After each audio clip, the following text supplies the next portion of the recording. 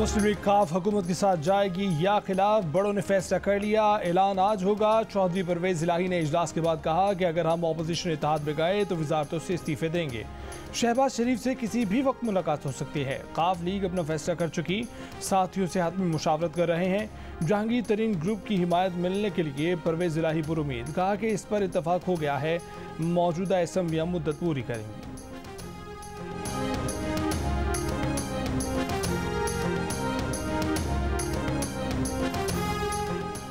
मुस्लिम league नून और peoples party ने पंजाब की वजारत आला परवेज इलाही को देने पर रजामंदी जाहिर कर दी। ऐलान 24 घंटे में मुतवक्के।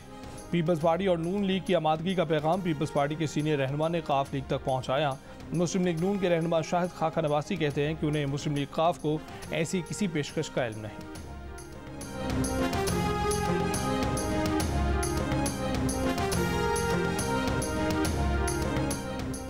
मुस्लिम लीग नून पार्लिमानी पार्टी ने तमाम फैसलों का इख्तियार शहबाज शरीफ को दे दिया। पार्टी इलामी के मुताबिक पार्लिमानी पार्टी के इजलास में पार्टी के तमाम 84 अरकान कौमी असम्बली ने शिरकत की।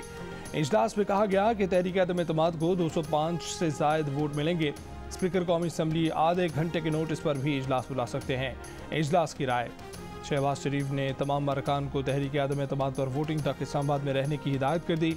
पार्लिमानी पार्टी को रोजाना इशाइया देने का भी फैसला। मुस्लिम लीग नून की तर्जुमान मरियम औरंगजेब ने जल्द अज जल्द कौमी असम्बली का इजलास बुलाने का मुतालबा कर दिया। तहरीक अदम एतमाद पेश करने से कबल ही नंबर पूरे होने का दावा कर दिया। रहनुमा मुस्लिम लीग नून ख्वाजा आसिफ ने कहा कि आइंदा 24 से 48 घंटों में सूरत हाल वाज़ेह हो जाएगी।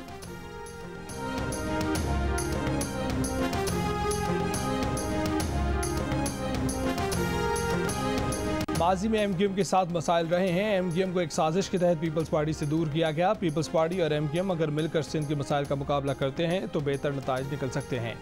आज एमक्यूएम की क़यादत से इस्लामाबाद में मुलाकात होगी। Chairman Peoples Party Bilawal Bhutto Zardari ने एमक्यूएम से मामला तय होने का इशारा दे दिया। वज़ीर आज़म पर भी तनकीद, कहा इमरान खान अरकान पार्लियामेंट को तहरीक अदम एतमाद पर वोट देने से रोकने की साजिश कर रहे हैं। डी चौक पर जलसा का ऐलान भी इसी साजिश का हिस्सा है। Chief justice supreme court, chief justice Islamabad high court और चीफ इलेक्शन कमिश्नर का नोटिस लें। वज़ीर आज़म के पास अब सिर्फ चंद दिन रह गए हैं। आप कैसे आइंदा आने वाले बरसों के मंसूबे का ऐलान कर रहे हैं? बिलावल ने कहा कि अदम एतमाद में कामयाबी के बाद इंतखाबी इस्लाहात करेंगे और फिर इलेक्शन की तरफ जाएंगे।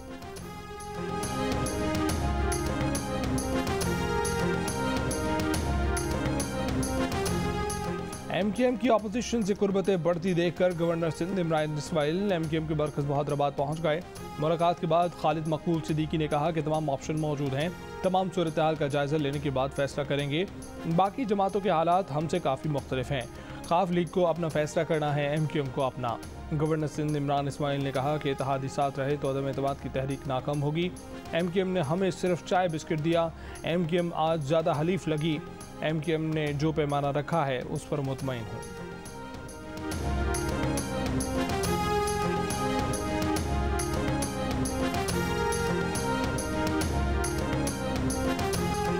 वज़ीर आज़म इमरान खान ने अपोजिशन के 3 बड़ों को फिर चूहा करार दे दिया। कहा कि सब इकट्ठे होकर कोशिश कर रहे हैं कि हुकूमत गिर जाए।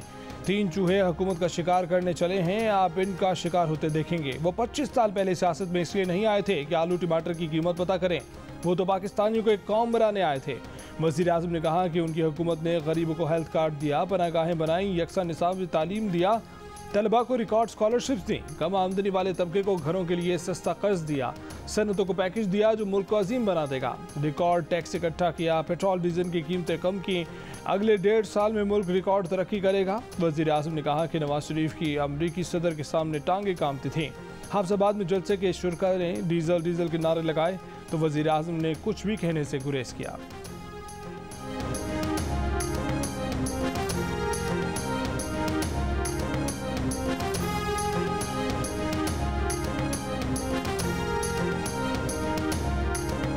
फजल रहमान ने कहा जी बड़ा इमरान खान ने बड़ा जुल्म कर दिया।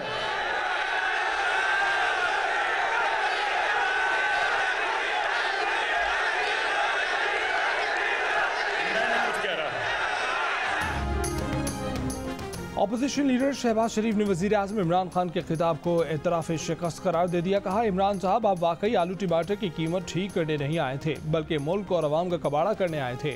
आपने ये काम पूरा कर लिया, आप घर जाएं। आप सकूत कश्मीर, सी पैक को रोकने और करप्शन में पाकिस्तान के 24 दर्जे बढ़ाने आए थे। ये तबाही आपने कर दी है, आप घर जाएं। फॉरेन फंडिंग की काली दौलत की मदद से जो गन डालने आए थे वो आप फैला चुके। इस गंदगी को साफ करने का वक्त आ गया है।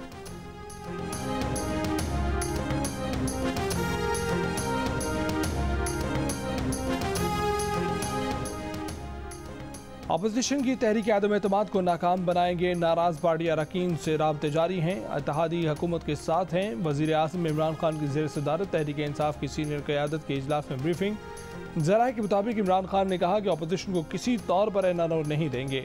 अपोजिशन को आवाम की नहीं अपने केसेस की फिक्र है। अपोजिशन की ब्लैकमेलिंग में नहीं आएंगे। पार्टी मीटिंग में कौमी असम्बली का इजलास बुलाने पर भी गुफ्तगू।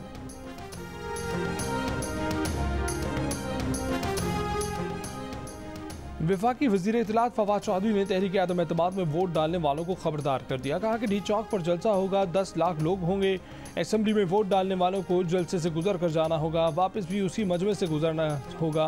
अपोजिशन को तहरीक आदम में वापस लेने का मशवरा देते हुए कहा कि देखते हैं कि उन्हें बदले में क्या दिया जाता है।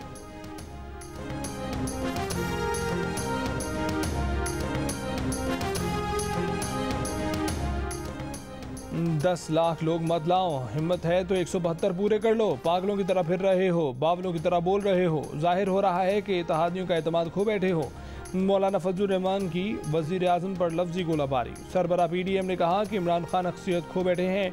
ब्यूरोक्रेसी और एस्टेब्लिशमेंट उनका हुक्म मानने की पाबंद नहीं। तासुर ख़त्म किया जाए कि फैसले कहीं और होते हैं। पार्टी बदलने का नहीं कहते। आईनी दायराकार में रहकर अपने काम से काम रखें।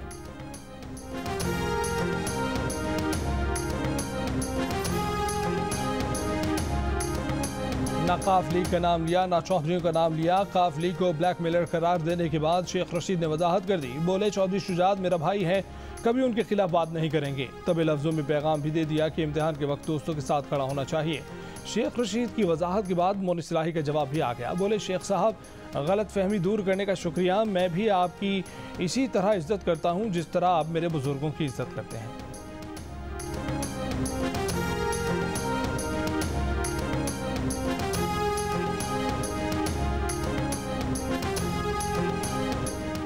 अपोजिशन की बड़ी और अहम बैठक आज लगेगी। शहबाज शरीफ की मेज़बानी में आसिफ जरदारी, बिलावल भुट्टो, मौलाना फजलुर रहमान जमा होंगे।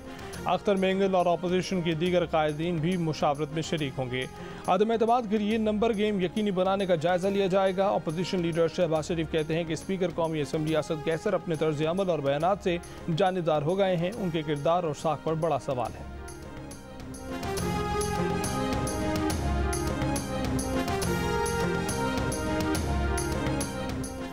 तहरीक आदम एतमाद को कामयाब बनाने के लिए अपोजिशन के 3 हुकूमती इत्तेहादियों मुस्लिम लीग काफ और बलूचिस्तान अवामी पार्टी और MKM से मुज़ाकरात जारी हैं।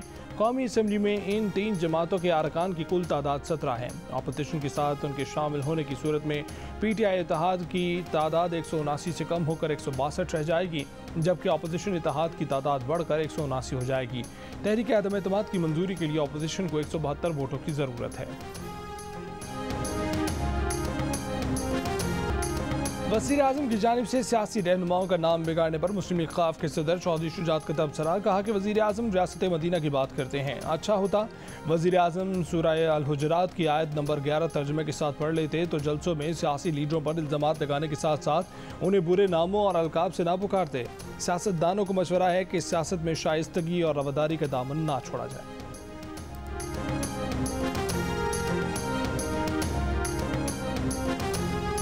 धमकियां मिलती हैं। अभी ये जो हिंदुस्तान का एक मिसाइल भी आ गया, पाकिस्तान ने बड़ी हिकमत से इसका जवाब दिया। हालांकि हम और भी कुछ कर सकते थे, लेकिन आज मैं आपको कह दूं, हमारा मुल्क वो है जो अपनी दिफा कर सकता है। वज़ीर आज़म इमरान खान ने कहा है कि भारतीय मिसाइल के मामले पर पाकिस्तान ने बड़ी हिकमत से जवाब दिया। हालांकि हम और भी कुछ कर सकते थे। पाकिस्तान अपना दिफा कर सकता है। पाकिस्तान ने भारत से मुश्तरका तहकीकात का भी मुतालबा कर दिया। दफ्तर खारजा ने कहा कि ऐसे संगीन मामलात को भारतीय हुक्काम की वजाहतों से हल नहीं किया जा सकता। पाकिस्तानी फ़ज़ाई हदूद की खिलाफ वर्जी पर भारत के अंदर से भी आवाज़ें उठना शुरू। भारतीय मीडिया ने भारतीय हथियारों और उनकी सिक्योरिटी पर संजीदा सवालात उठा दिए। वज़ीर आज़म इमरान खान ने कहा है कि अल्लाह ने इंसान को इजाज़त नहीं दी थी कि एक तरफ बुराई हो रही हो और इंसान कहे कि वो किसी के साथ नहीं। अगर करप्शन बढ़ रही है और कौम कुछ नहीं करती तो मुआशरे में करप्शन बढ़ जाती है। वो 25 साल से कौम को तबलीग कर रहे हैं कि अगर अजीम कौम बनना है तो अच्छाई का साथ देना है।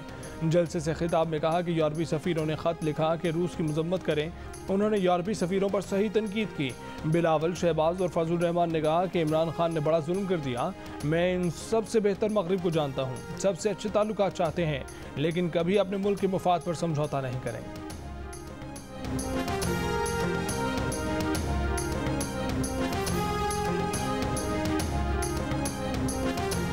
गाय में लंपी स्किन की बीमारी ने कराची में खौफ और हिरास फैला दिया। बीफ बेचने वालों की दुकानें सुनसान हो गई। लंपी की वजह से मुर्गी की कीमतें बढ़ गईं। Chairman meat merchant association Nasir Qureshi ने कहा कि वर्ल्ड एनिमल हेल्थ ऑर्गेनाइजेशन ने बताया कि बीमारी जानवरों से इंसानों में मुंतकिल नहीं होती।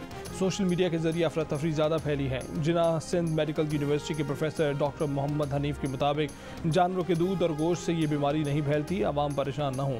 जानवरों के डॉक्टर ज़मीर ने कहा कि बीमारी से मुतासर जानवर दूर से ही नज़र आ जाता है। इसका गोश्त सेहतमंद जानवर के मुकाबले में बहुत ज़्यादा सुर्ख होता है।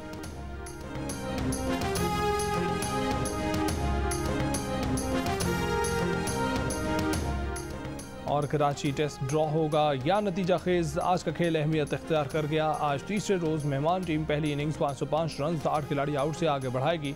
खेल के दूसरे रोज़ पाकिस्तानी बॉलर तमाम दिन सिर्फ 5 खिलाड़ी ही आउट कर सके। पाकिस्तानी ऑलराउंडर फ़हीम अशरफ ने मौसम के साथ पिच में तब्दीली और मैच नतीजा खेज होने की उम्मीद जाहिर कर दी।